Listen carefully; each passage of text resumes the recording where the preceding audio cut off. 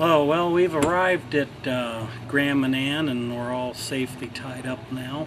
It's Monday afternoon and it's about 6 o'clock.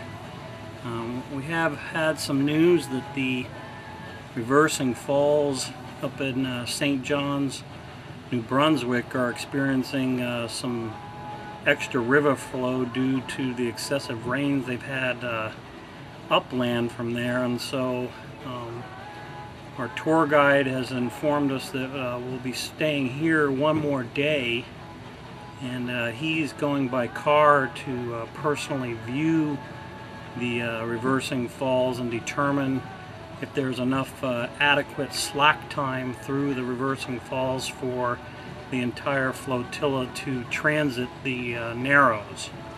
And so tomorrow we'll be hanging out in Grand Manan and touring the island, probably by foot and by bike and maybe a bus, but stay tuned. While in Grand Manan, the group went out and had a very elegant dinner at a local restaurant.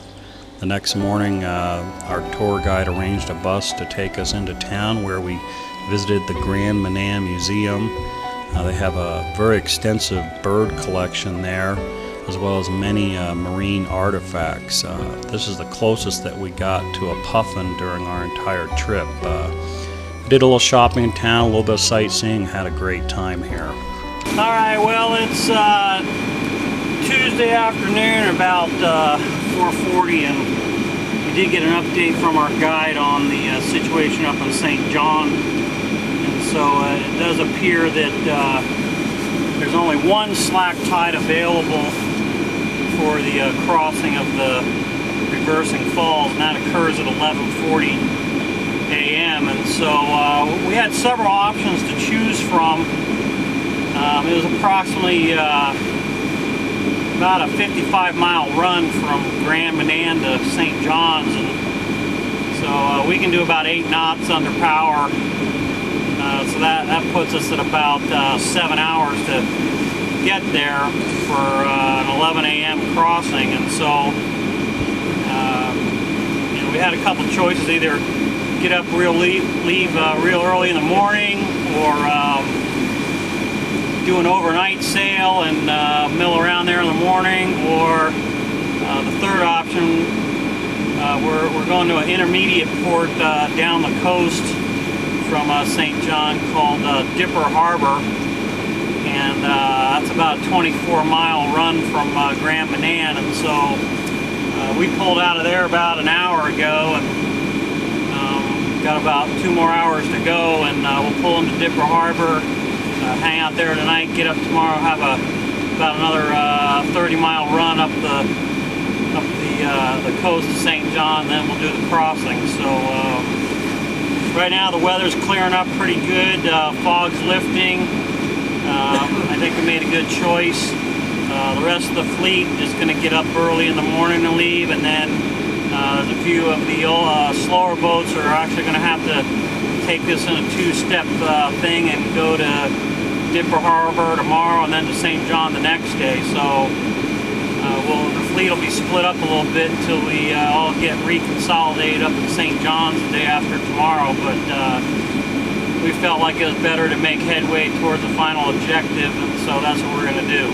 So we'll check in with you when we get to Dipper Harbor.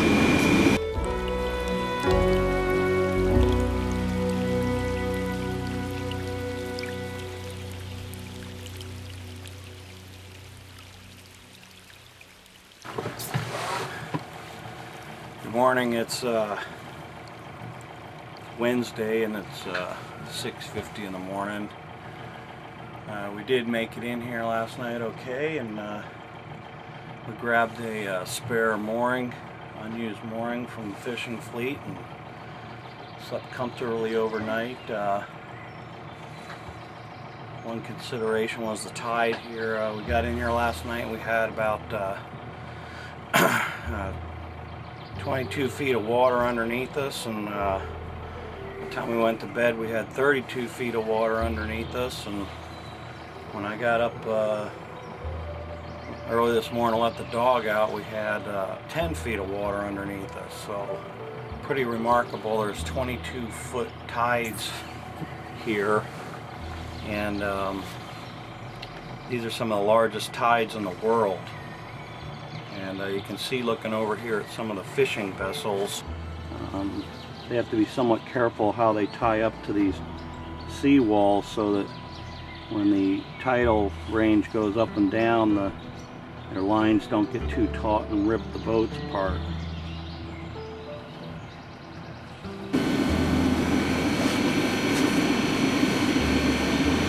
Alright, good morning, I'm back. We're now underway, headed for St. John's.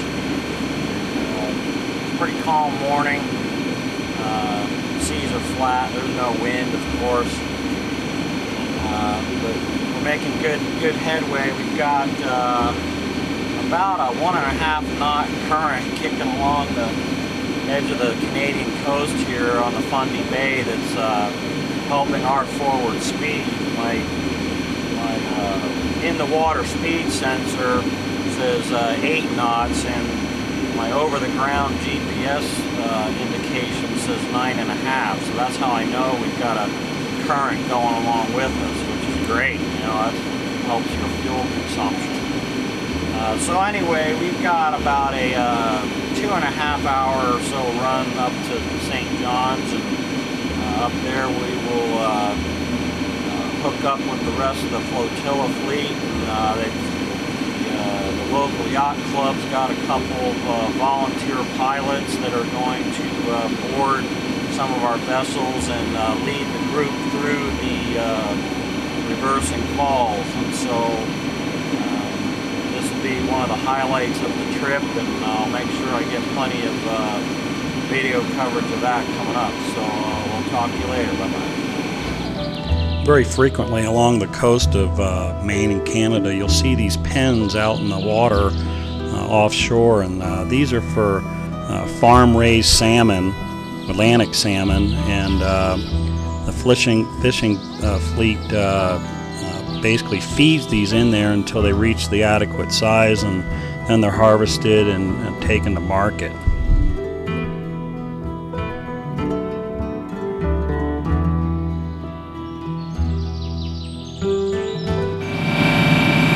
Okay, well, we've entered the St. John's harbor, and you can see there's some fairly big traffic coming out. That's a big oil tanker Challenge Plus. We got different members of the flotilla in and around us. There's a few of them up ahead. We'll be working our way up into there and in around the channel towards the reversing falls. Here we are going under the first bridge, dutifully following our pilot boat Aurora, which Bernie, the flotilla organizer, is on. You see him up in the pilot part of the boat.